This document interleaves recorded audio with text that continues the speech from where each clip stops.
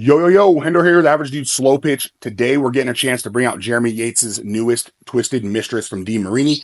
It's a 13-inch barrel, half-ounce end load. It is the APC Tech. It's the stiff alloy handle. And then we're going to be swinging a 27.5-ounce model today. We're going to take this out to new fields over here in Las Cruces, New Mexico. We went and pulled it up to check out dimensions over on Google Maps. And it said it was basically just under 370 all the way around, which seems pretty wild even for a baseball field. So we pulled it up on Google Earth, same kind of thing. So some point I'm gonna get a measuring wheel out there and just make sure that's accurate. But either way, just something to keep in mind as obviously we're taking the swings and you see a couple people hopefully piece some balls up. And if it doesn't look like they hit it very far, it's probably because the field's freaking huge at that point. But either way, we'll start with 52s like normal, get 30 to 40 of those, see how this thing performs. And then we'll get a minimum of 60 plus Pro-M, so we're at least at a minimum of 100 swings on this one. Then we'll come back with final compression, final thoughts. Let's see where Jeremy Yates' latest Twisted Mistress is testing at. The Twisted Mistress that he'll be swinging here on Resi this year. Congrats to Jeremy. I feel like he's going to absolutely kill it over there. But 275. So we've seen 275 on really all the DeMarinis this year, other than I think the Lady Cartel came in a little bit lower. Who knows why? Longer barrel, who knows? But either way, we'll go 52s, Pro-Ms, see how it performs, final compression, final thoughts. All right, let's check the scale weight here on our 27.5 Jeremy Yates Twisted Mistress. And the 27.5 is coming at 26.84. So we are, was that 0.66? I think quick math there, under the sticker weight. So just something to keep in mind. I thought the Yates felt pretty close to true, but obviously there we're seeing that it's a little bit light of that sticker weight. All right, we got Jeremy Yates' new I think they call it the 2026, but obviously here in 2025, Twisted Mistress. Obviously looks pretty similar to last year's. I think they did a little bit of a better job. It's got some pretty sweet graphics in there, but we're swinging 27.5. This is a 13-inch barrel, half-ounce end load. Gonna start with the 52s like normal, see how this thing performs, and we'll swap over to Pro-Ms. 97 miles per hour. Oh man, that got over. Wow. 86 miles per hour. 98 miles per hour. 88 miles per hour. Oh no. Miles per hour. Did I say 100? Did I say 100? Wow, that was definitely a miss, not a great swing. So this barrel definitely feels a little stiff, which makes sense with the way they've gone to their stiff composite. I forget exactly what they call it. But just like last year, the DeMarini did really good with the 52s. I will say this barrel feels a little bit stiffer than last year, and it seems like it's performing a little better with the 52s as well. 88 miles per hour. 101 miles per hour. Yep, that one felt good.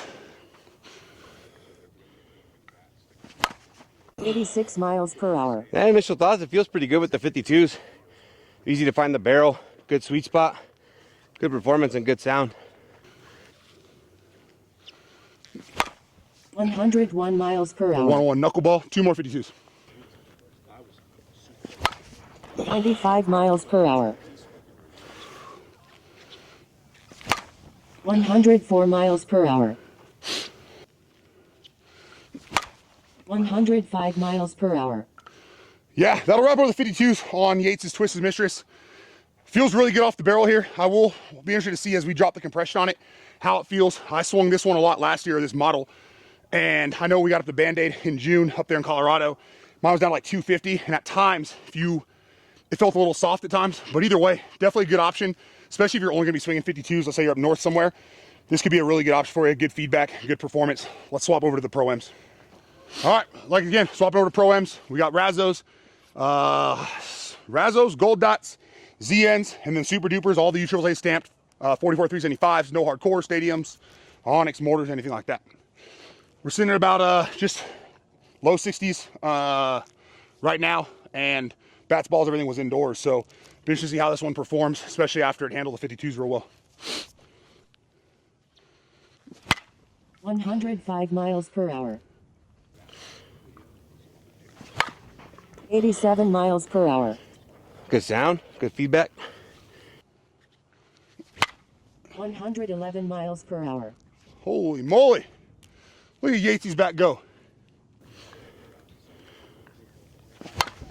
87 miles per hour. 113 miles per hour. 113 knuckleball. Yeah, this barrel feels great. I mean, it's crisp for sure. Good feedback, and through the zone is nice and smooth. Again, this is a 27 and a half ounce end load. I think maybe a hair light, but if you're still a 27 ounce fan, I'd go 27. Don't worry about that extra half ounce being too heavy, but definitely don't worry about going down in weight at all. 93 miles per hour. 103 miles per hour. Into our parking lot. Holy moly. Yeah, this one's real good. 96 miles per hour. Yeah, excellent feedback, man. It feels good off the barrel. Easy to find, easy to control. That extra weight, just throw your hands at it, let the bat do the work. 106 miles per hour. Oh my goodness. Oh, the top of the lights out there. Golly, man, the Yates was one of my favorites. I swung it for a large majority of last year before I was back and forth between this and Brady's bat. And I'm telling you right now, this one has a better feel right now for sure. 96 miles per hour. Yeah, I mean, easy to control, man. This bat allows you to just throw the weight of the bat at the ball, and it feels good. 89 miles per hour. Yeah, guys, definitely good performance from this Twisted. I mean, you let the bat do all the work and comes through the zone good. Easy to find the barrel, even missed hits give you good performance. So another good product by DeMarini. 102 miles per hour. Gosh. Oh, we're definitely done. Yeah, so there's Jeremy Yates' new Twisted Mistress. Again, 13-inch barrel, half ounce. This thing feels amazing. I'm gonna be interested to see what it's testing at. The ball is absolutely flying off of it. Super forgiving with the stiff composite handle they run. If you do catch low or high, you definitely feel in the hands a little bit. Doesn't really hurt too bad, but you have a little bit of that kind of ringing. So at least you know you missed it. But large sweet spot. Saw it there, the ball took off. I mean, excited to see what this thing's testing at. All right, let's see where our Jeremy Yates Twisted Mistress is testing at. This one has right at about 100 to 110 swings. We did about 30 to 40 52s, and then about 60 to 70 Pro-Ms. And this one's still sitting right at 260, 255, somewhere around there. It's been about a little over 24 hours, or just like I said, should say a little less than 40 hours since we swung it. So it has that time to kind of sit here, let the fibers kind of rebound and go back to kind of room temperature. So good to see there. We'll talk about it more in the final thoughts. And that's going to wrap it up for Jeremy Yates' newest Twisted Mistress from DeMarini. Again, 13-inch barrel, half ounce end load, APC tech, and then the DeMarini's stiff composite handle. I forget what they call the exact tech. And we were swinging a 27.5. And I got to say, first off, from the start with the 52s, the ball was absolutely jumping off of this barrel. It felt great. DeMarini's always been good with the 52s. We noticed with the APCs last year, at least, they were really, really good out of the wrapper. When you got these things really low compression, I had a couple Jeremy Yates I gamed kind of in the middle of the year there for a while. You got down close to that 250, 255 range. At times, the 52s could feel soft. So if you do have to swing the 52s or like the mushy Pro-Ms, try not to BP a whole bunch with Pro-Ms and bring that compression down. You want to kind of leave it up there as high as you can at that point. But either way, it was still fine. It just wasn't obviously as forgiving with the 52s when you had that lower compression. But then we hopped over to the Pro-Ms, and it was crazy how good this thing felt. A couple of those balls we hit, some of the furthest balls I feel like we've hit in a long time. The one that hit the top of the lights coming off the bat at like 106 was absolutely insane.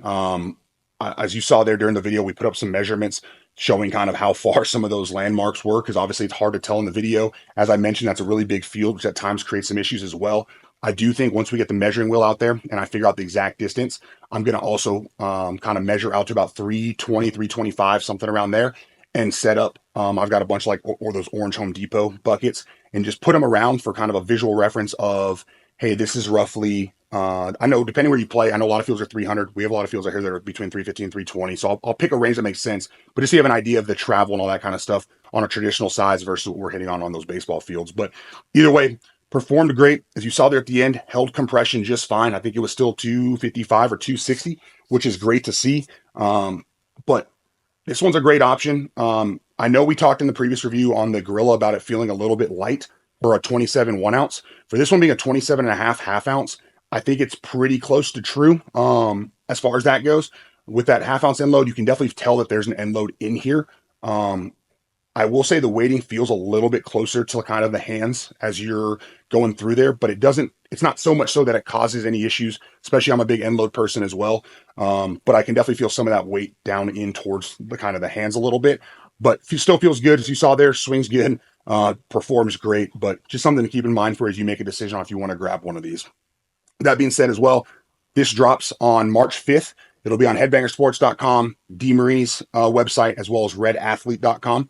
You can grab it on any of the three sites. We don't have a code for you over on DeMarini, but if you want to grab one of these on Headbanger Sports, it's code ADS. If you want to grab one on Red Athlete, it's code ADS35. Either one will save you some money, should give you free shipping. Obviously, you're more than welcome to reach out to us. We've got the link tree in the description below. That's got contact info. The link to averagedude.slowpitch.com where you can check out the rankings. Those get updated as we drop the bats, so you get those kind of real time. You can see how it compares against previous bats, and then you'll see a full breakdown option on the far right of that as well. That gets updated about a week or two after, just depending on how busy kind of our website manager is at that point. And then if you kind of want to look into expedite shipping options, things like that, just reach out and we'll see what kind of price we can get you on those as well. I know Headbangers does some pretty good pricing on like 2-day and overnight shipping. But that being said, hopefully this kind of helped you decide if this is a model you want to grab this year, or if maybe there's a different DeMarini model you want to grab, or just a whole different brand as a whole. Either way, we appreciate you supporting the channel. Thanks for checking out the video. Have a great day.